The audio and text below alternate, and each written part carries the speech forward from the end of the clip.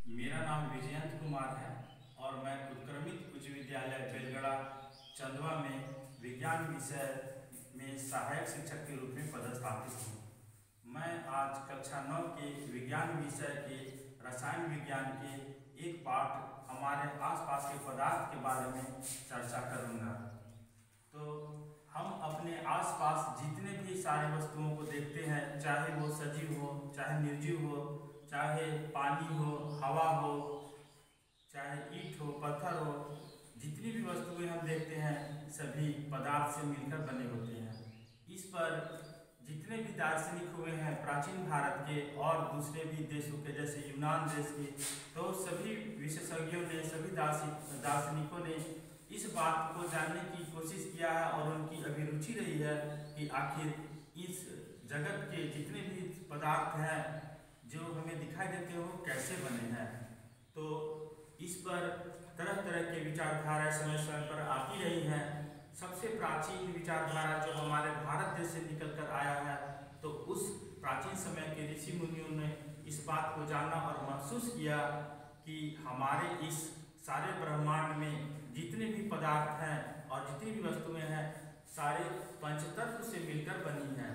हम जानते हैं कि हमारे विशेषज्ञों ने, हमारे दार्शनिकों ने उस पंचतत्व का नाम इस प्रकार से दिया है: पृथ्वी, अग्नि, वायु, जल एवं आकाश। तो उन दार्शनिकों के अनुसार हम इस पूरे ब्रह्मांड में जितनी भी चीज़ों को देखते हैं या कुछ वैसी चीज़ों जिसे हम नहीं देख पाते हैं, जैसे हवा हम नहीं देख पाते हैं, सिर्फ अनुभव कर पाते हैं, तो वे सभी चीज़ें इन्हीं पंच तत्वों से मिलकर बने होते हैं।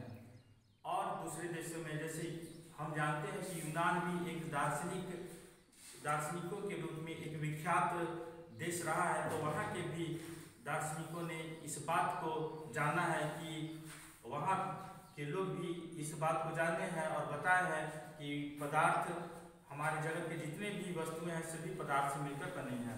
अब हम आते हैं कि पदार्थ आखिर क्या चीज़ है। तो पदार्थ जो भी है उसका दो स्वरूप हम देखते हैं, एक रासायनिक आधार पर, एक भौतिक आधार पर। तो हम अभी चर्चा करेंगे भौतिक आधार पर। सबसे पहले जिस बात की चर्चा हम करेंगे उसमें है पदार्थ कणों से मिलकर बना होता है। तो सबसे पहले इस बात को मैं बता देना चाहता हूँ कि दार्शनिकों के अनुसार दो विचारधाराएं निकलकर आई थी। पहला विचारधारा था कि पदार्थ सतत रूप से, जिस प्रकार से हम एक लकड़ी के तख्ते को देखते हैं तो पदार्थ सतत रूप से बना होता है, वो टुकड़ों में कटा नहीं होता है, बिल्कुल सतत रूप से बना होता है। दूसरा विचारधारा आया कि पदार्थ बालू या रेत के कणों के जैसा बना होते हैं, छोटे छोटे कणों से मिलकर बने होते हैं। बाद के अनुसंधान से ये साबित हो गया कि पदार्थ कणों से मिलकर बने होते हैं। इसके लिए हम एक छोटा सा क्रियाकलाप करके देखेंगे। इस क्रियाकलाप के लिए हमें एक बीकर लेना होगा जिसकी क्षमता 100 ml की होगी। इस 100 ml क्षमता वाली बीकर में हम आधा मतलब 50 ml साफ जल को भरेंगे इस बीकर में, जैसा कि चित्र में दिखाया गया है। इस बीकर में साफ जल को भरने के बाद हम इस 50 ml जल में 1 चम्मच नमक को डालेंगे। जैसा कि अनुमान होगा कि नमक डालने पर, चूंकि ये 50 ml जल पहले से है और नमक डालने पर इसके जो जलस्तर है उसकी ऊंचाई बढ़नी चाहिए, लेकिन प्रयोग में हम देखेंगे कि इसकी ऊंचाई नहीं बढ़ती है। जब इस नमक के घोल को हम यहाँ घोलते हैं, एक कांच की डंडी है ये, या इस कांच की डंडी के द्वारा हम इस नमक के घोल को जल में घोलते हैं, तो नमक घोलने के बाद इसका जलस्तर जो पहले वाले जलस्तर था इसके समान हो जाता है।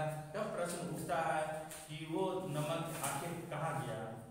तो ये बात से कुछ प्रश्न निकल कर आते हैं जिसका समाधान हम कुछ उत्तर के द्वारा कर सकते हैं। पहली बात कि जो नमक डाला गया था वो भी पदार्थ है और जो जल है वो भी पदार्थ है। तो जल भी छोटे छोटे कणों से मिलकर बने हैं और इसमें डाला गया नमक भी छोटे छोटे कणों से ही मिलकर बने हैं।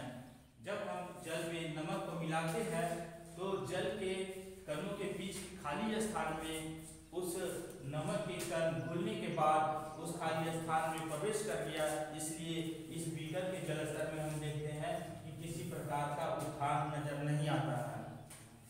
तो यह इस बात की ओर संकेत करता है कि पदार्थ छोटे छोटे कणों से मिलकर बना होता है। तो एक चीज को और हम लोग देखेंगे कि हम अपने आसपास जिन चीजों को देखते हैं उन्हें वस्तु बोलते हैं। वस्तु किससे मिलकर बना होता है? तो पदार्थ से मिलकर बने होते हैं। पदार्थ किससे मिलकर बने होते हैं? तो पदार्थ छोटे छोटे कणों से मिलकर बने होते हैं। और एक विशेष बात ये कि जो भी कण होंगे, चाहे जितने भी छोटे होंगे, उनका अपना द्रव्यमान होगा, अर्थात एक सामान्य रूप से इस शब्द में हम जान सकते हैं कि उनका अपना एक वजन होगा, चाहे जितना भी कम से कम वजन हो लेकिन जरूर होगा, और वो कुछ स्थान घेरेंगे, अर्थात उनका अपना आयतन होगा।